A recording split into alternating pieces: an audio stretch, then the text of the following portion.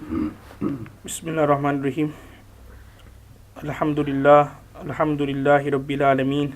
Wassalatu wassalamu ala sayyidil ashrafil anbiya'i wal mursaleen. Sayyidina Muhammadi wa ala alihi wa ashabihi ajma'een. Amma ba'd. Fa'udhu billahi minash shaitanir rajim. Bismillahir rahmanir rahim. Over the past weeks, we have been looking at the Battle of Badr. And I mentioned that this was the very first battle in Islam between the Muslims and the pagans and the mushrikeens of Makkah. And I mentioned already what exactly led to this particular battle. I also mentioned how little or small number the Sahabas were, how great a number the mushrikeens and the pagans of Makkah were. But obviously when you have ikhlas, sincerity, when you have the help and the trust of Allah subhanahu wa ta'ala, then even a small group of people can overpower and overcome a large army and large groups of people. Now the last point which we looked at regarding this particular story, this was a couple of weeks ago because last week was Laylatul Bara'ah, so we didn't look at the Seerah, but a couple of weeks ago we touched on the angels coming, and I mentioned that Rasulullah sallallahu alaihi wasallam made dua, and then Allah subhanahu wa ta'ala accepted this particular dua and supplication, and Allah subhanahu wa ta'ala sent the angels to help the Sahabas in defeating the mushrikeens and the pagans of Makkah. Now it's mentioned that initially Allah subhanahu wa ta'ala sent 1,000 angels to come and help the Muslims and the Sahabas. Thereafter, Allah subhanahu wa ta'ala then sent 3,000 angels, and thereafter Allah subhanahu wa ta'ala sent 5,000 angels. So firstly 1,000 was sent to help and assist the Muslims. Thereafter, obviously not exactly at the same time, but during the different times or the states of the battle, Allah subhanahu wa ta'ala thereafter sent 3,000, and thereafter Allah subhanahu wa ta'ala sent 5,000 angels. And I mentioned the reason why Allah subhanahu wa ta'ala sends angels. One is because of this dua made by Rasulullah sallallahu alaihi wasallam, but also at the same time, angels wujood and their coming or their being around everyone is a source of barakah. It's a source of mercy from Allah subhanahu wa ta'ala. Same way when it's an evil place, there's shaitan there, there's iblis there, and iblis puts misgivings and doubts in a person's heart. But whatever there's angels and malaikas around, there's a lot of blessings and barakah and mercy around. And I quoted that particular hadith of Sunan al-Tirmidhi before, that in the zikr gatherings, because the angels, they are there, so because of the angels being present, that's why there's always like barakah, nice feeling, nice contentment and itminan in our hearts. Why? Because of the angels and the malaikas being there. Now it's also mentioned that when the angels came from Allah subhanahu wa ta'ala, they were wearing yellow turbans. It's mentioned in the hadith that they were wearing yellow turbans. And the reason why they were wearing yellow in particular is because yellow is a nice color. So more what we call tafawulan, nek fali ke liye, Allah subhanahu wa ta'ala sent angels in these nice colors, so that it's a good sign that there would be victory and there would be that the Muslims would overpower and overcome the mushrikeens and the pagans of Makkah. That's why it's mentioned that whenever somebody does istikhara and he sees a dream, and in this dream he doesn't have to see a dream, but if he does see a dream, and in this dream if he sees nice bright colors such as yellow, green and so on, white and so on, then it's a sign that he should actually do that particular thing. So similarly, angels coming, that in itself is ba'is barakat, and also on top of that you have them wearing yellow turbans, that's also mazid ba'is barakat as well. So Allah subhanahu wa ta'ala sent these angels wearing yellow turbans. Now the angels who were coming to assist the Muslims and the Sahabas for the Battle of Badr, they were actually trained by Allah subhanahu wa ta'ala how to defeat the pagans and how to defeat the mushrikeens of the Makkah. And it's mentioned in the Quran that Allah subhanahu wa ta'ala told the angels, فَضْرِبُوا فَوْقَ الْأَعْنَاقِ وَضْرِبُوهُمْ كُلَّ بَنَانٍ, which means that when you strike the mushrikeens or the pagans of Makkah, strike them around their necks or strike them on their fingers. So Allah subhanahu wa ta'ala gave explicit and clear commands to the angels that when you kill the mushrikeens and the pagans of Makkah, you kill them by striking them around their necks and also striking them around their hands and around their fingers. And that's why it's mentioned in a hadith which can be narrated by Rabi bin Anas radhiyallahu anhu, that he says that on the day of Badr, on the battle of Badr, we could differentiate, when we looked at those who were killed, we could differentiate between those killed by angels and those killed by us Sahabas, us Muslims. And when we looked at the corpse, if we found that their necks were severed and that their fingers were cut, we knew that they were killed by the angels and the malaikas. And if they were killed some other way, like through their chest or through their heart or through their legs and so on, then we knew that he or that particular person was killed by one of us, by the Sahabas and by the Muslims. Now the angels coming and participating in the actual fighting happened only during the Battle of Badr. It's also mentioned in the hadith that the angels also came for other battles like Battle of Hunain and Battle of Uhud, but they did not help Rasulullah sallallahu alaihi wasallam or the Muslims or Sahaba. They were just there to protect Rasulullah sallallahu alaihi wasallam. But the only time they came to help the Muslims and the Sahabas was during the Battle of Badr. Now when this battle was going on, I mentioned before that there were two supplications made.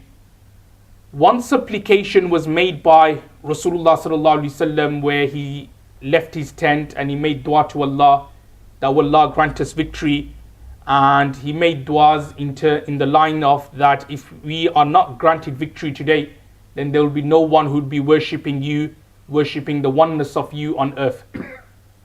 Now at the same time, Abu Jahl, the leader of the Quraysh, he also made dua to Allah.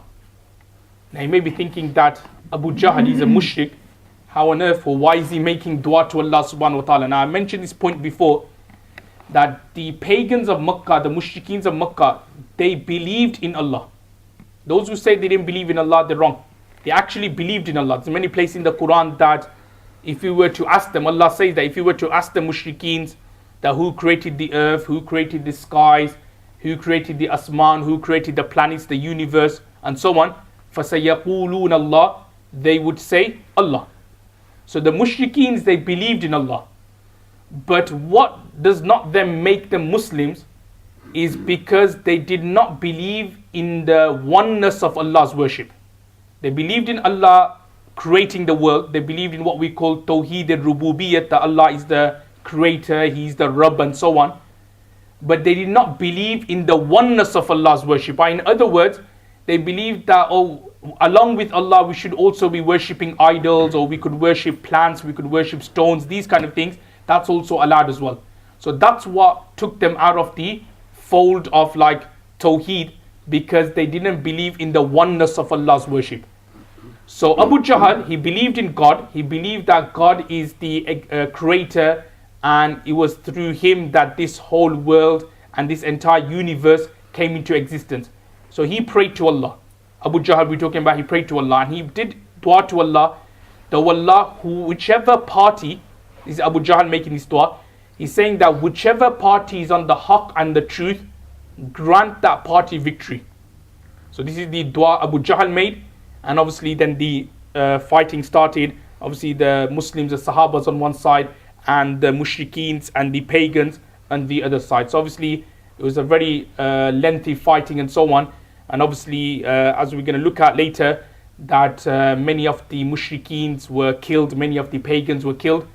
Many of their main leaders, such as Abu Jahl and so on, they were killed during this particular battle, and only a handful of Muslims were martyred during this particular battle. Now, just a couple of things regarding Abu Jahl.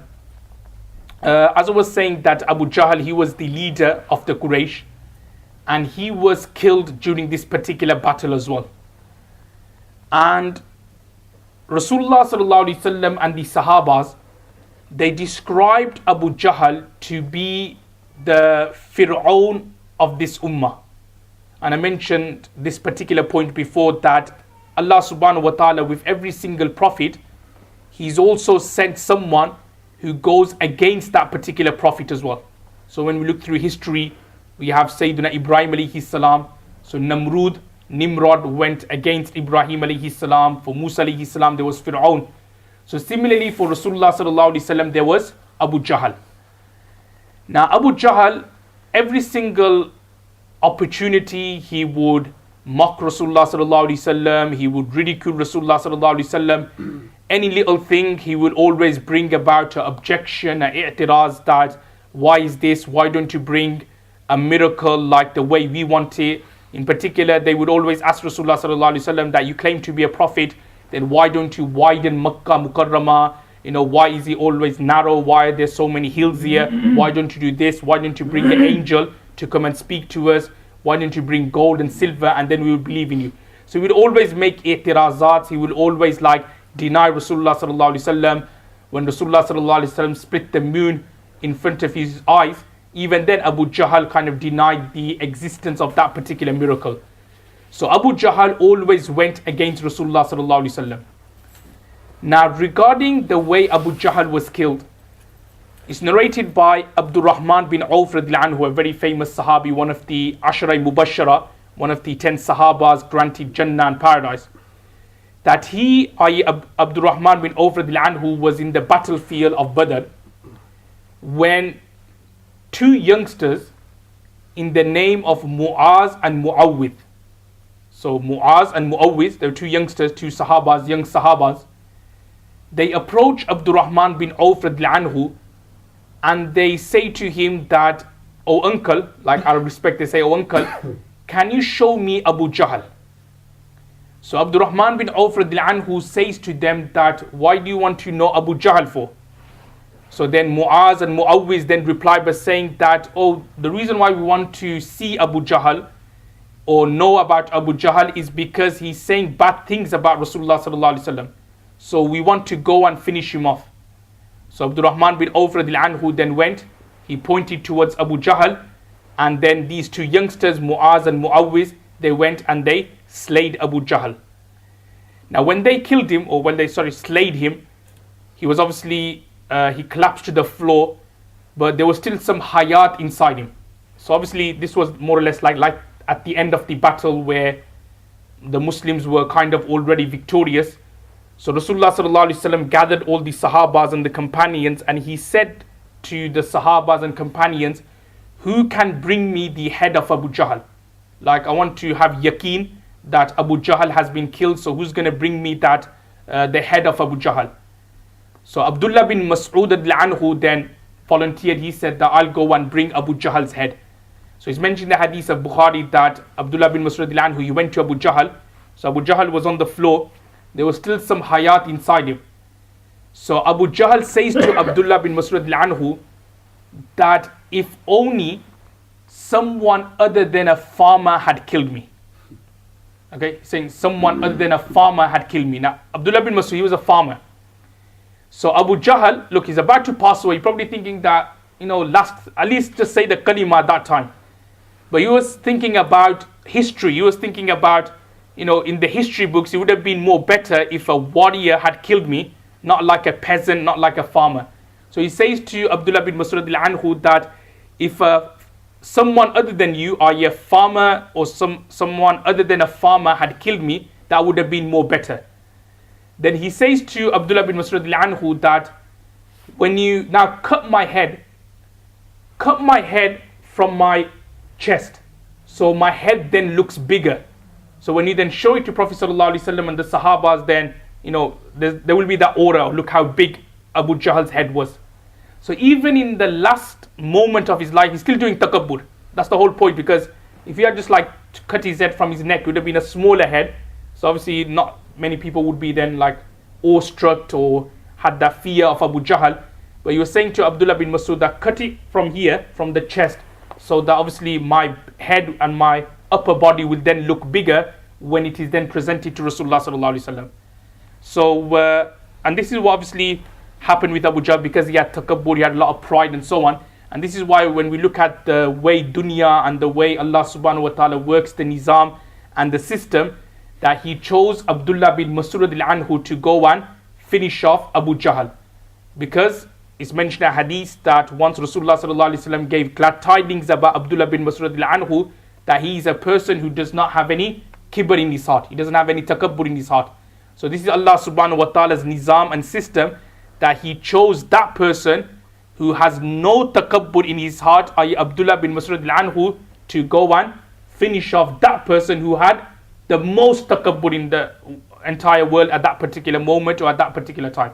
So this is how Allah subhanahu wa ta'ala's nizam and qudrat works, that obviously the low people always, if Allah subhanahu wa ta'ala wills and destines, will always do something great and something honorable in the eyes of Allah subhanahu wa ta'ala. So when like this tawfiq to everyone been said, wa akhiru da'wan alhamdulillah alamin.